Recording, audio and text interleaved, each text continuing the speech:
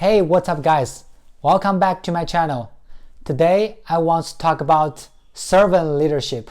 I recently heard this leadership skill from one of my colleagues, so I want to share with you. The reason I started with this YouTube channel is try to share some of the stories that I encountered in my work and life, and most importantly, I want to learn from you guys. So if you have some other suggestions or understanding on leadership skill developing, please let me know. If you are new to my channel, please consider subscribe. Please also ring that bell so that you don't miss a beat.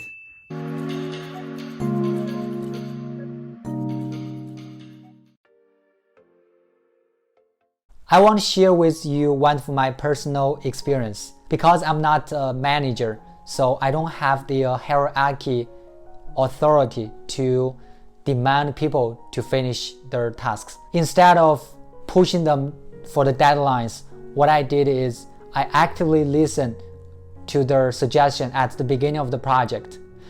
And also there was some water leakage issues, so I ended up going to the lab to work with the lab technician side by side to understand their struggles, their failures, and most importantly, because of the pandemic, I want to know what's going on with their family, with their life. I also try to openly appreciate them by sending them a gift card because it's close to Christmas.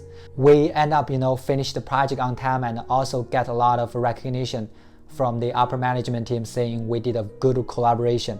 So let's come back to the servant leadership. From a personality point of view, I don't like force people to do things. And until I find out this servant leadership, I think it's aligned well with my personality, because all it talks about is to lead with your heart.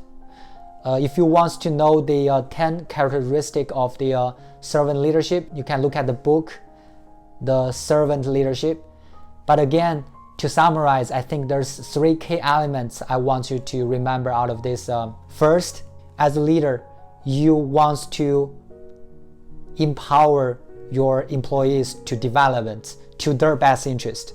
I know a lot of cases people tend to be selfish. They just want to have the power, authority to achieve whatever important for them. But at the end of the day, you're not going to win people's heart if it's only for your own course. You have to look at the larger picture. You need to empower people to achieve for their own benefits. If you can't do that, I think people are gonna follow you. The second piece of that is show empathy. I mean, it sounds easy, right? A lot of people say, oh, in the meeting I heard people say, yes, I understand what you're saying this, I understand your difficulties. But it's not just that simple. You need to really understand what they are experiencing.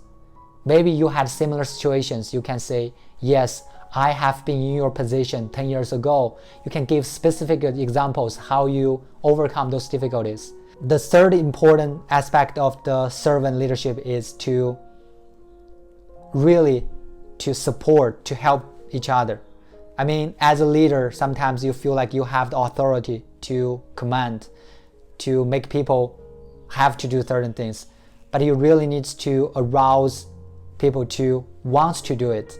So if you are an experienced leader or you are a rising leader, I think you can have some of the skills help you to build your support in the long run. But again, same as for other leadership skills, it all has its own disadvantages. If you are in a military or a medical emergency situation, you probably don't want to use the servant leadership. It might need some leadership skill that can make quick decisions. This servant leadership tends to consume a lot of time, and also it might not fit for every organization, so you need to use your own judgment. Okay, so please share with me what do you think about servant leadership, what do you think it is, and is there anything you can use in your professional or even your personal life? Please leave down your comments on this topic, and I would like to really communicate and learn from you guys. Alright, thanks for watching, and I will see you next time.